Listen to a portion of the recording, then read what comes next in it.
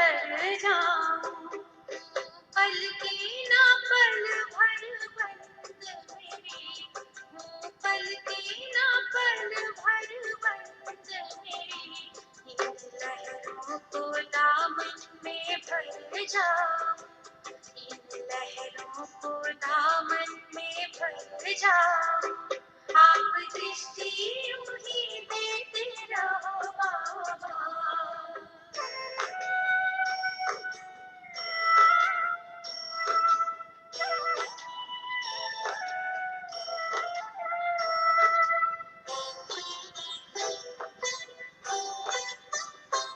हो गई अपनी काली नैना, आपकी रूहानी नजरों से कालिया है मुझे था जो पाना, ये आवाज निकले अंतर से। आप शक्ति यूं ही भरते रहो बाबा, आप शक्ति यूं ही भरते रहो बाबा। इस देह की दुनिया से उड़ जाऊं, इस देह की दुनिया से उड़ जाऊं। आप दृष्टि यूं ही देते रहो बाबा।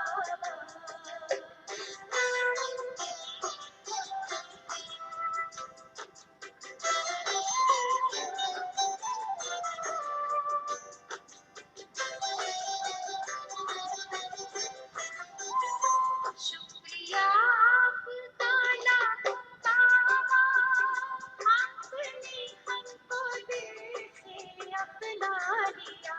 प्यास जन्मों की अब बुझ गई है, अपनी नजरों में हमको बसा जो लिया।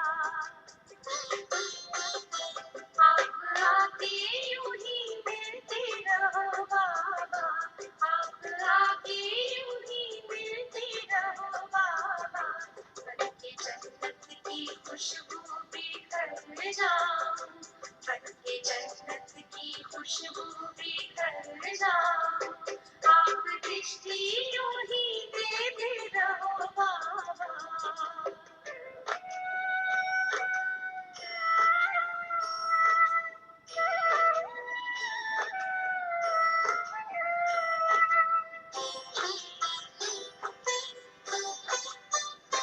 हर कल्प यूं ही मिलते रहेंगे, प्रीत की डोरी ऐसी है बांधी, आपसे दूर ना रह सकेंगे। आए माया की कितनी भी आंधी, प्यार की वर्षा करते रहो बाबा, प्यार की वर्षा करते रहो बाबा। मैं स्नेह के मोती से भर जाऊं, मैं स्नेह के मोती से भर जाऊं। आप दृष्टि यूं ही देते रहो बाबा, आप दृष्टि यूं ही देते रहो बाबा। सुख सागर में गहरे उतर जाऊं, सुख सागर में गहरे उतर जाऊं। पल की ना पल भर बंद मेरी, पल की ना पल भर बंद मेरी, इन लहरों को दामन में भर जाऊं, इन लहरों को दामन में भर जाऊं। सुख सागर में गहरे उतर जाऊं, इन लहरों को दामन में भर जाऊं।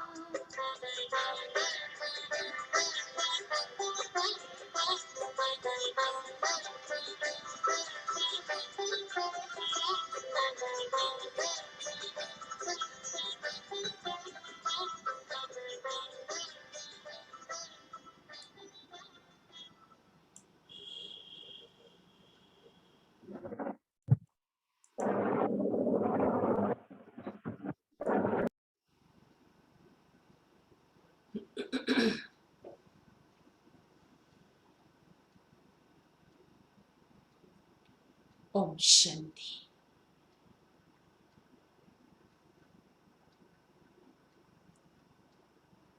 चार तारीख की मुरली है।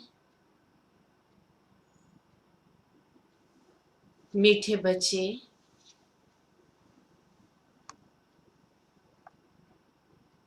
अपने आप से पूछो कि मैं कितना समय बाप की याद में रहता हूं।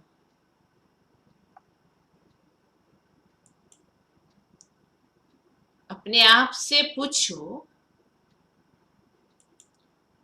कि मैं कितना समय बाप की याद में रहता हूं। देही अभिमानी स्थिति कितना समय रहती है।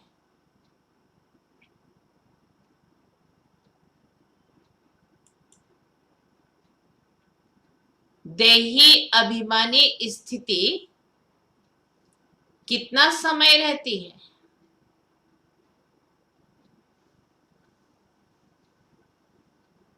प्रश्न है, तकदीरवान बच्चे ही बाप का कौन सा डायरेक्शन पालन करते हैं।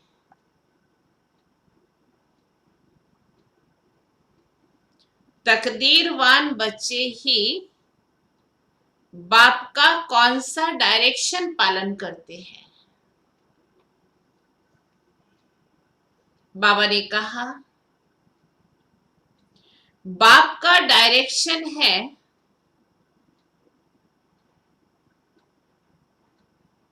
मीठे बच्चे,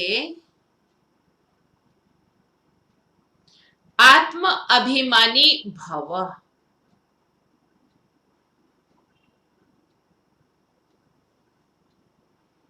मीठे बच्चे, आत्म अभिमानी भव। तुम सब आत्माएं मेल हो, फीमेल नहीं। इसलिए बाबा बच्चे बच्चे कहते हैं ना, तुम सब आत्माएं मेल हो, फीमेल नहीं। तुम आत्मा में ही सारा पार्ट भरा हुआ है।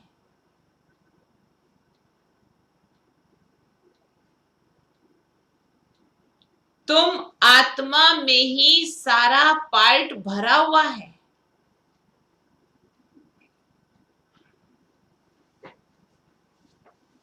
अब यही मेहनत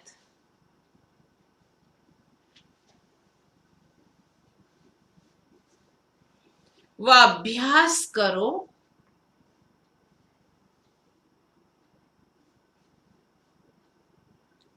अब यही मेहनत व अभ्यास करो कि हम कैसे देही अभिमानी रहे।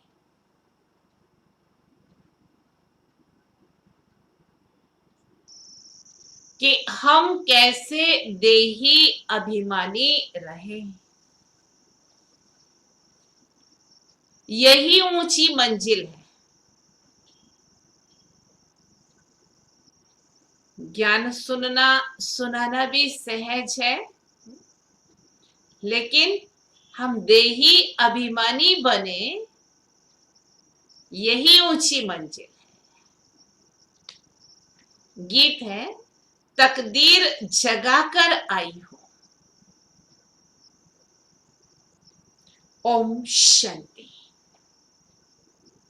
मीठे मीठे रूहानी बच्चों ने गीत सुना। रूहानी बच्चे अर्थात जीव की आत्माओं ने कहा कि हम नई दुनिया की तकदीर यानी स्वर्ग की तकदीर बनाकर रूहानी बाप के पास बैठे हैं। अब बच्चों को रूहानी अभिमानी अर्थात आत्म अभिमानी बनना है। बड़े से बड़ी मेहनत ये है। अपने को आत्मा समझो और ऐसे समझो मुझ आत्मा ने 84 जन्म लिए हैं। कभी बैरिस्टर, कभी क्या बना हूं। हर जन्म में भिन्न भिन्न रूप से पार्ट बजाया है। आत्मा मेल है, सब ब्रदर्स हैं न कि सिस्टर्स। इसीलिए तो दुनिया में भी नारा लगाते हिंदू मुस्लिम सिख ईसाई सब आपस में भाई भाई, लेकिन भाई भाई किस नाते से है वो समझ नहीं है। तो बाबा ने कहा सब ब्रदर्स हैं न कि सिस्टर्स। आत्मा कहती है ये मेरा शरीर है, तो उस हिसाब से आत्मा मेल, यह शरीर फीमेल हो गया। हर बात को अच्छी रीति समझना है। बाप बड़ी विशाल महीन बुद्धि बनाते हैं। अब तुम जानते हो मुझ आत्मा ने 84 जन्म लिए हैं। संस्कार अच्छे व बुरे आत्मा में रहते हैं। उन संस्कारों अनुसार शरीर भी ऐसा मिलता है। सारा मदार आत्मा पर है। ये बहुत बड़ी मेहनत है। स्वयं को आत्मा समझना है पहला पाठ, लेकिन बड़ी मेहनत है। जन्म जन्मांतर लौकिक बाप को याद किया, अब पारलौकिक बाप को याद करना है। अपने को घड़ी घड़ी आत्मा समझना है। हम आत्मा ये शरीर लेते हैं। अभी हम आत्माओं को बाप पढ़ाते हैं। पहला पाठ यदि हमको पक्का अच्छी तरह से हो जाए, उसके स्वरूप बन जाए, तो बाकी सारे पाठ आसान हैं। ये है रूहानी ज्ञान जो रूहानी बाप देते हैं। पहली पहली मुख्य बात बच्चों को देही अभिमानी होकर के रहना है। देही अभिमानी हो रहना ये बड़ी ऊंची मंजिल है। ज्ञान ऊंच नहीं है, ज्ञान में मेहनत नहीं है। सृष्टि चक्र को जानना ये है हिस्ट्री ज्योग्राफी। ऊंच ते ऊंच बाप है, फिर है सूक्ष्म वतन में देवताएं। वर्ल्ड की हिस्ट्री ज्योग्राफी तो मनुष्य सृष्टि में होती है। मूल वतन सूक्ष्म वतन में कोई हिस्ट्री ज्योग्राफी नहीं है। ये है ही शांति, वह है ही शांति धाम। सतयुग है सुख धाम और ये कलयुग है दुख धाम। यहां रावण राज्य में किसी को शांति मिल नहीं सकती। अब तुम बच्चों को ज्ञान मिला है। हम आत्मा है ही शांति धाम की रहने वाली। ये ऑर्गन्स कर्म करने के लिए है, चाहे कर्म करे चाहे ना करे। हम तो आत्मा है, हमारा स्वधर्म शांत है। कर्म योगी है ना, कर्म तो जरूर करना है। कर्म सन्यासी कभी हो नहीं सकते। ये भी इन सन्यासियों का पार्ट है जो घर बार छोड़ चले जाते हैं, खाना नहीं पकाते हैं, गृहस्थियों के पास जाकर के भिक्षा मांगते हैं, फिर भी उन गृहस्थियों के पास खाते हैं। घर बार छोड़कर कर्म फिर भी करते हैं। कर्म संन्यास तो हो नहीं सकता। मांगने का भी कर्म है, खाने का भी कर्म है, कर्म तो है ही ना। कर्म संन्यास तब है जब आत्मा शांति धाम में रहती है। शरीर नहीं है तो कोई कर्म नहीं है। वहां कर्म इंद्रियां ही नहीं है तो कर्म कैसे करेंगे। पलक झपकना भी एक कर्म हो जाता, चलो बाकी के सब कुछ छोड़ देवे तो भी। ऐसे नहीं कि ब्रह्म में आत्मा को लीन होना है। आत्माएं शांति धाम में रहने वाली हैं, फिर यहाँ कर्म क्षेत्र पर आकर पाठ बजाने आती है। तो यह है डिटेल की बात।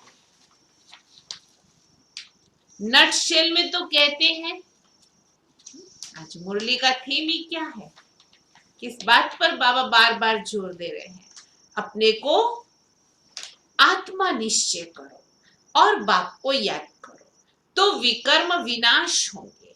इसको ही भारत का प्राचीन योग कहा जाता है।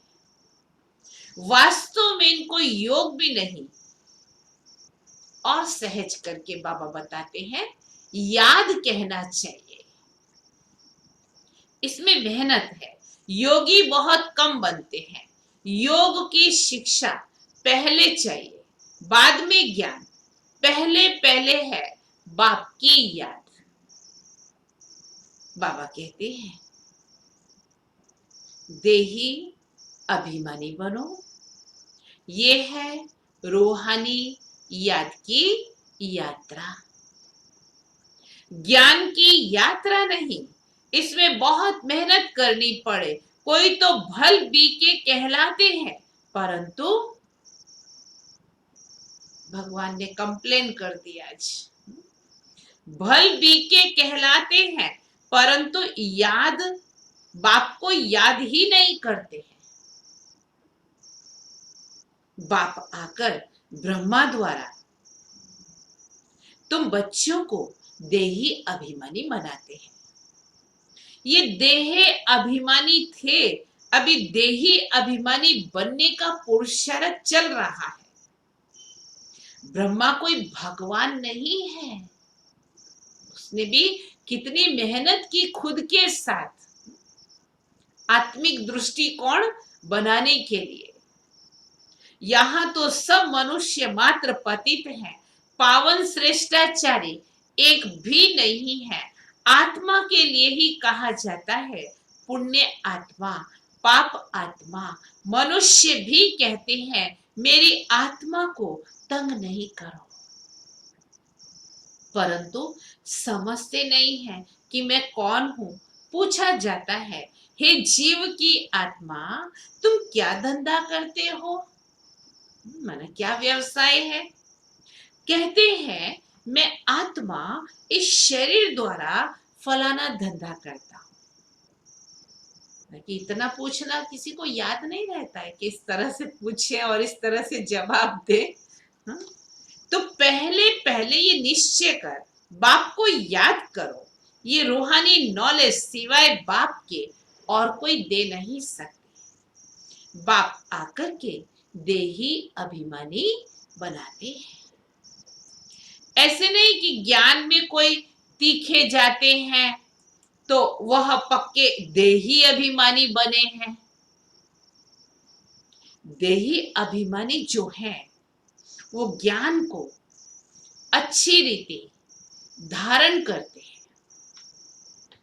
बाकी तो बहुत हैं जो ज्ञान को अच्छी रीति समझते हैं, परंतु शिव बाबा की याद भूल जाती है। घड़ी घड़ी अपने को आत्मा समझ बाप को याद करना है। इसमें जिन्न मुआफिक बनना है कि बाबा को याद परम धाम में करना है और कर्म इस कर्म क्षेत्र में स्थूल वतन में करना है। तो आना और जाना, तो इसमें जिन्न मुआफिक बनना है। जिन्न की कहानी है, बाप भी ये काम देते हैं, मुझे याद करो नहीं तो तुम्हें माया खा जाएगी। माया है जिन्न। जितना बाप को याद करेंगे उतना विकर्म विनाश होंगे और तुमको बहुत कशिश होंगी। माया उल्टा बनाकर तुमको बहुत तूफान में लाएगी।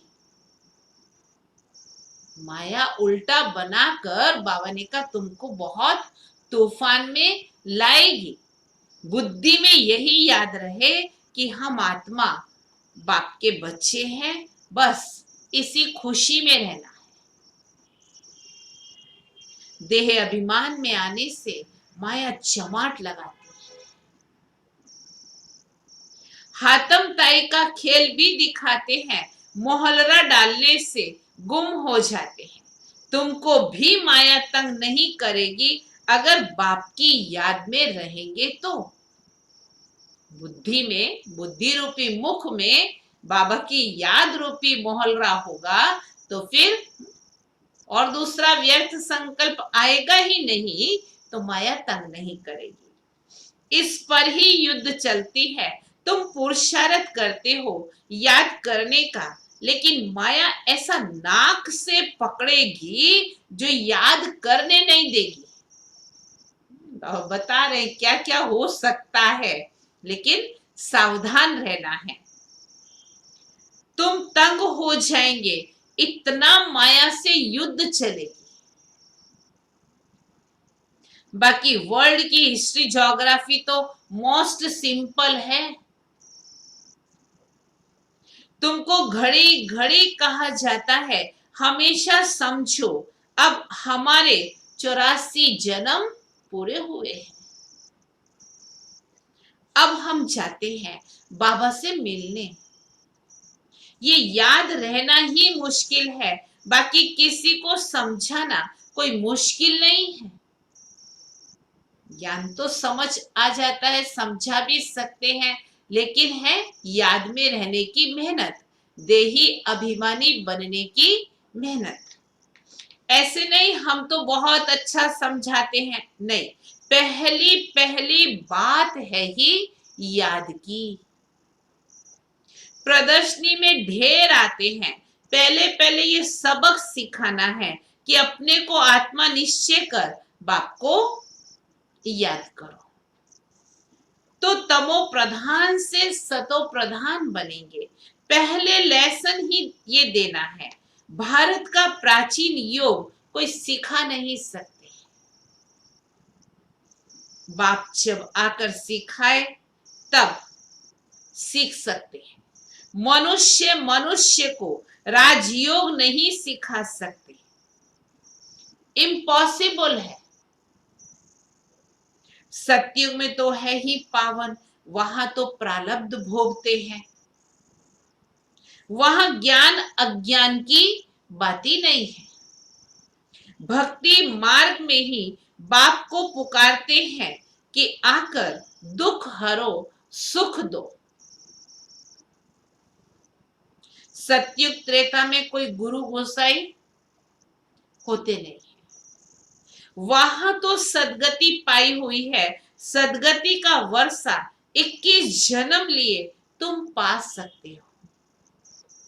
21 पीढ़ी कहते हैं ना, ब्रह्मा कुमारी वह जो 21 पीढ़ी का उद्धार करे। ये भारत में ही गाया जाता है, भारत में ही तुमको 21 पीढ़ी का वर्षा मिलता है। वहां तुम एक ही देवी देवता धर्म वाले होते हो, दूसरा कोई धर्म वहां नहीं होता है। बाप आकर तुमको मनुष्य से देवता बनाते हैं। पवित्र होने बिगर हम वापस कैसे जा सकते? यहां तो सब विकारी पतित हैं। जो जो धर्म स्थापक हैं वह फिर पालना करते हैं, उनके धर्म की वृद्धि होती जाती है।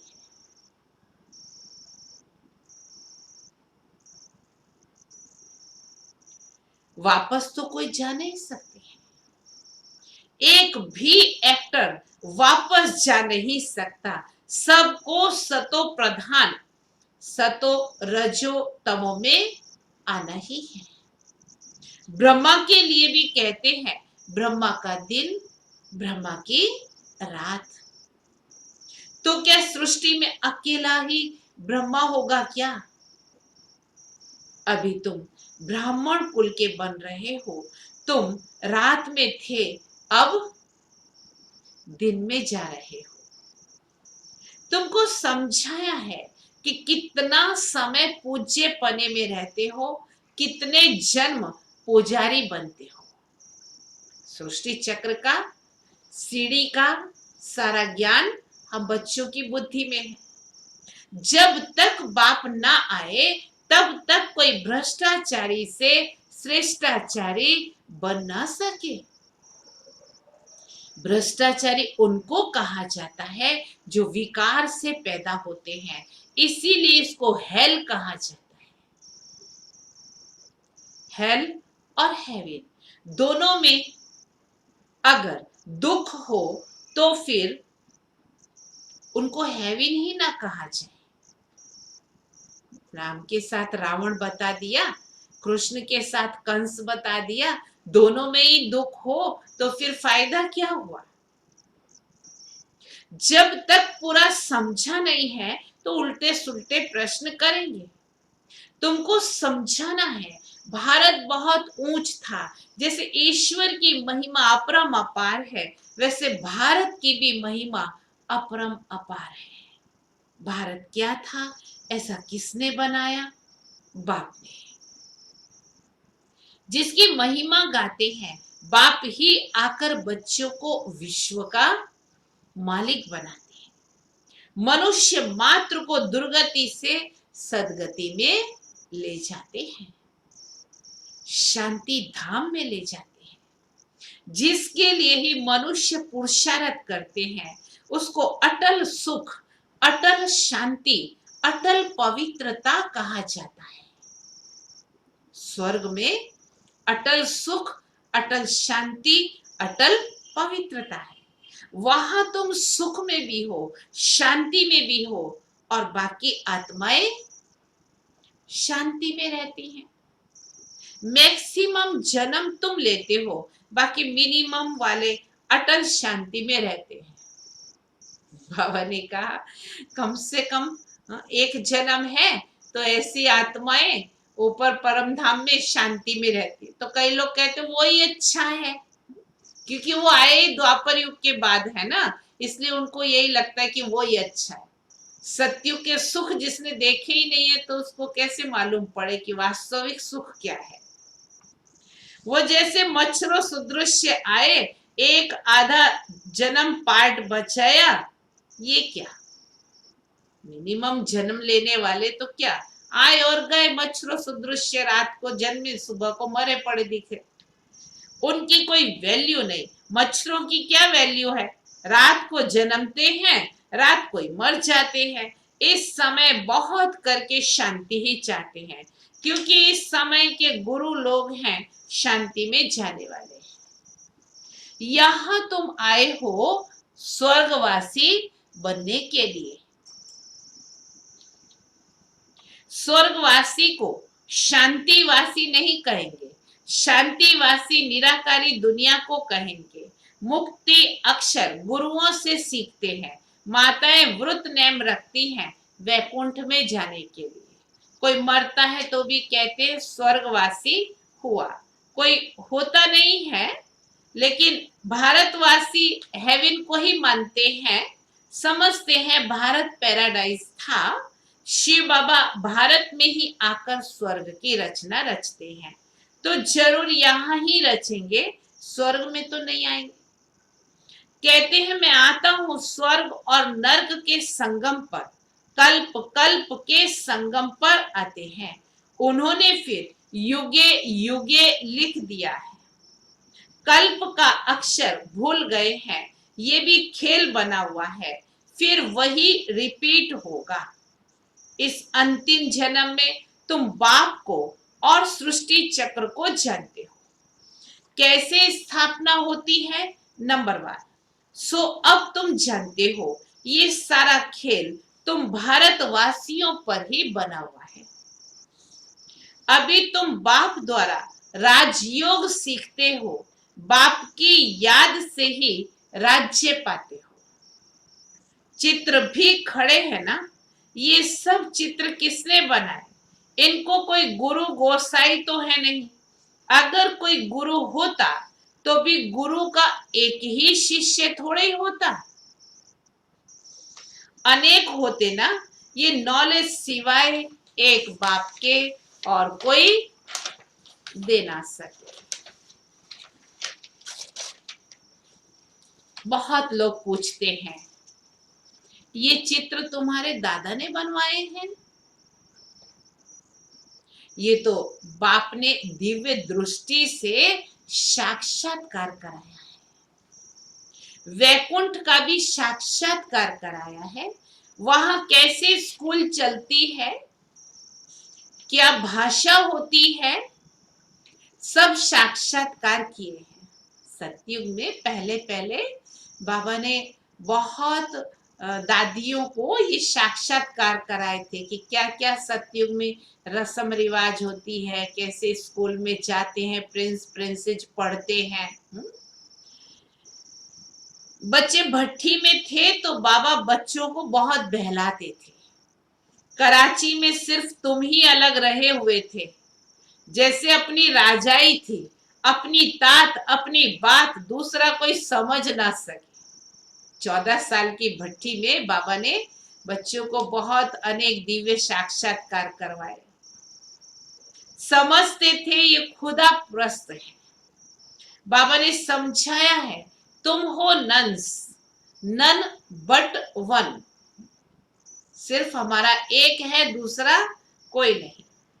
एक बाप के सिवाय और कोई को याद नहीं करना। वह नन्स क्राइस्ट को ही जानती हैं, उनके सिवाय कोई को नहीं। तुम जानते हो वर्षा एक शिव बाबा से मिलता है। शिव बाबा तो है बिंदी, वह भी कोई द्वारा समझाएंगे ना। प्रजापिता ब्रह्मा तो जरूर यहाँ होगा। बाप कहते हैं इनके बहुत जन्मों के अंत के जन्म में पतित शरीर में मैं प्रवेश करता हूँ। क्या कहा बाबा ने? ब्रह्मा बाबा के बहुत जन्मों के अंत के जन्म में इनके पतित शरीर में मैं प्रवेश करता हूँ। अच्छा, मीठे मीठे सिकीलदे बच्चों प्रति माता पिता बाप दादा का याद प्यार और गुड मॉर्निंग। रूहानी बाप की रूहानी बच्चों को नमस्ते। हम रूहानी बच्चों की रूहानी बाप को याद प्यार, गुड मॉर्निंग और नमस्ते। धारणा के लिए मुख्य सार है, पहले पॉइंट, ज्ञान को अच्छी रीति धारण कर, ज्ञान को अच्छी रीति धारण कर देही अभिमानी बनना है।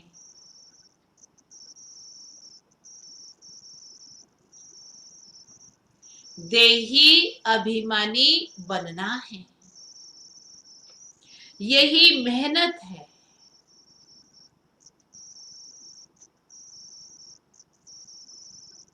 यही मेहनत है,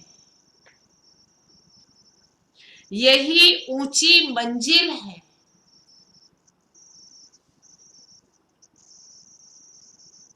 यही ऊंची मंजिल है।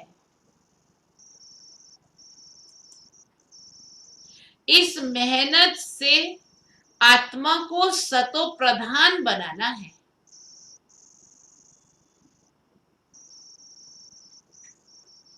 इस मेहनत से आत्मा को सतो प्रधान बनाना है। दूसरी पॉइंट, जिन बनकर याद की यात्रा करनी है। जिन बनकर याद की यात्रा करनी है। माया कितने भी विघ्न डाले, माया कितने भी विघ्न डाले, लेकिन मुख में मोहलरा डाल देना है।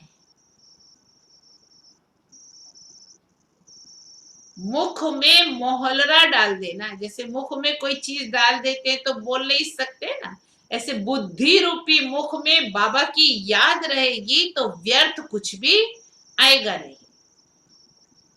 माया से तंग नहीं होना है, माया से तंग नहीं होना है। एक की याद में रहकर तूफान हटा देने हैं। एक की याद में रहकर तूफान हटा देने हैं। वरदान, अलौकिक खेल और खिलौनों से खेलते हुए,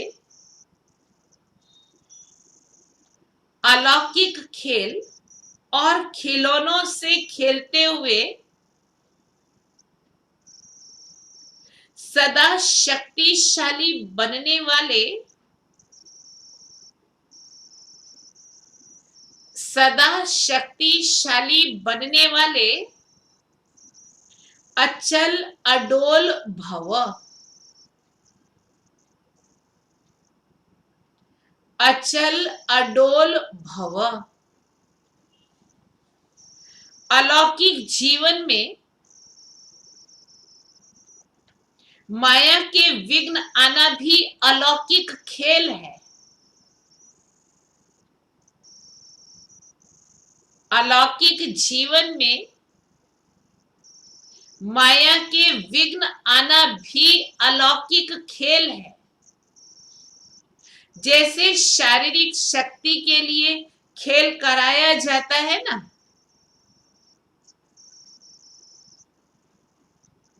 खेल कूद करने से शारीरिक शक्ति बढ़ती है। ऐसे अलौकिक युग में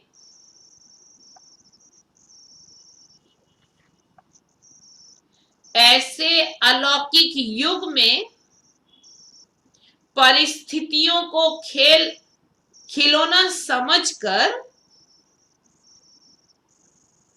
परिस्थितियों को खिलौना समझकर यह अलौकिक खेल खेलो।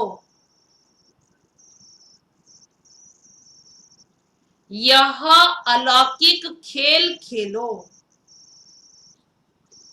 इनसे डरो व घबराओ नहीं।